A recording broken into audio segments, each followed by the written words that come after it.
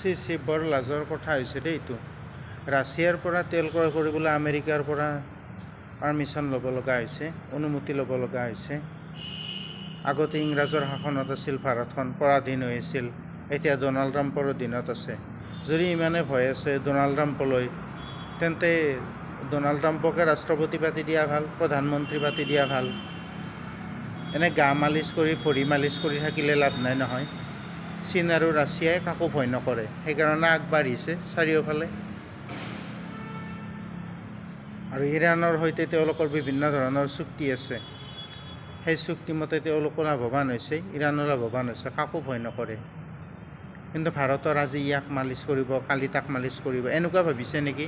ভেনিজুৱেলাৰ ৰাষ্ট্ৰপতিক উঠাই নিয়াৰ নিচিনাকৈ, ডকাইতৰ নিচিনাকৈ উঠাই যে নিছে ট্ৰাম্পে, এতিয়া ডকাইতহে, বিৰাট ফাঁকিবাজ ধদুৱাটো।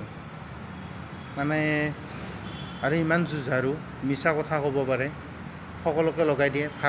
পাকিস্তানে ভাৰতক আক্ৰমণ কৰাৰ ক্ষেত্ৰত সিয়েতো পাকিস্তানক মানে ছাপোৰ্ট কৰি আছিল, আৰু এতিয়া তাৰ অনুমতি ল'ব লগা হৈছে। আমেৰিকাৰ অনুমতি মানে কি? ডনাল্ড ট্ৰাম্পৰে অনুমতি।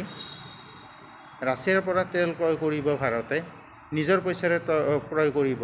ডনাল্ড ট্ৰাম্পৰ পইচাৰে ক্ৰয় কৰিব নেকি, নে আমেৰিকাৰ পইচাৰে কৰিব? মানে কি ভাবি কি কৰি আছে? ইমানে ভয়নে? আমাৰ কি না, সামৰিক শক্তি আমাৰো আছে, নিজৰ মতে চলিব লাগে। আজিকালি মানে বেছি মালিচ কৰি থকা, কাবৌ কৰি থকা সেইবিলাক দিন নাই। এনেও আমেৰিকা ভাৰতৰ কোনো দিন বন্ধু নহয়। আমেৰিকাৰ বন্ধু ৰাছিয়া, ইজৰাইল, ইৰাণো ভাল বন্ধু আমেৰিকাতকৈ, যদি তুলনামূলকভাৱে চোৱা যায়। কাশ্মীৰৰ ক্ষেত্ৰত সদায় ইৰাণে আমাৰ লগ দি আছে।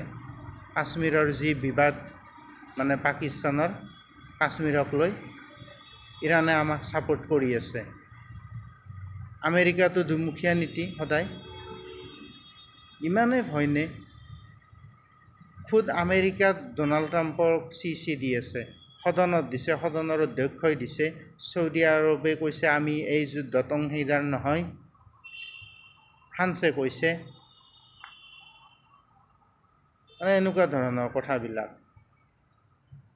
ইমান ভয় ট্ৰাম্পলৈ, আৰু ভৰি মালিচ কৰা স্বভাৱটো কোনোদিন নাযাব। যিমানে শক্তিশালী নহওক ভাৰত, ভৰি মালিচ কৰা মানে স্বভাৱটো কোনোদিন নাযাব। গোলাম সদায় গোলামেই হৈ থাকিব। এই ডকাইতটোক মানে হেৰি কৰি আছে, কাবৌ কৰি আছে, ডকাইতহে। ডনাল্ড ট্ৰাম্প ডকাইত, বেলেগ একো নহয়, ফাঁকিবাজ এটা। মানে আজি পৰাধীন লাগি আছে আকৌ।